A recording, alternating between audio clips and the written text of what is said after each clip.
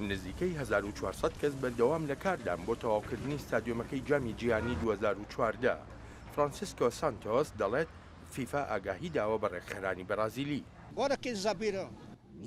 ئێستا چاویان کردوێتەوە خەڵکی تەواویان بۆ کارکردن داناوە. فێدراسیۆنی جیهانی یاری تۆپی پێ بنکە لە ژنێف دەڵێت دەتوانرێت کوریتیبا لە کاتی خۆیدا تەواو بکرێت بۆ میوانداریکردنی وازیەکان. نەلسن گۆمیز دەڵێ تەواوکردنەکە ناوبانگی بەرازیل ڕزگار دەکات. جێی شەرمەزاری دەبێت ئەگەر کوریتیبا تەواو نەکرێت.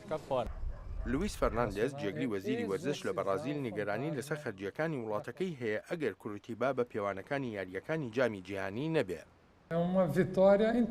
بە قسەی خەڵکی ئەمە سەرکەوتنە. پێمان وایە زۆر گرنگە یاریەکانی جامی جیهانی لە 12 شارە میواندارەکەی بەرازیلدا بکرێن. بێ لە خۆشی پێشبڕکێکان پەرەسەندن و بژاندنەوەیکی ئابووری دەبێت بۆ ئەو 12 شوێنەی یاریەکانی لێ دەکرێن. جا لەم ڕۆنگەیەوە کوریتیبا تەواو دەبێت و ئەمە سەرکەوتنەکەیە. هەندێکیش لەبەر هۆکاری تر دەخوازن کارەکان تەواو بن. دەمانوێت شتەکانی تێکۆمەک دراون وەک خۆیانی لێ بکەنەوە. زۆرێک لە بەرازیلیەکان خۆشحاڵ نین لەسەر خەرجیەکانی بۆ مۆندیال دەکرێن کە چەندان ملیار دۆلاری تێدەچن. بەڵام ڕۆناڵدۆ یاریزانی پێشووی بەرازیل کە ئەندامی کۆمیتەی ڕێخەری مۆندیالە دەڵێت سوودەکان دەهێنن ئەو پارەی بۆ خەرج بکرێن.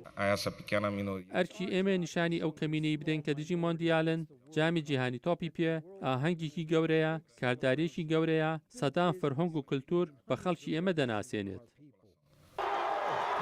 لە ستادیۆمەکەدا جێی دانیشتنی 41,000 کەس هەیە. کاربەدەستانیش پەیمانیان داوە هاوکاتی یاریەکانی جامی جیهانی ئاهەنگگێڕان لە سەرانسەری بەرازیلدا بەردەوام بێت.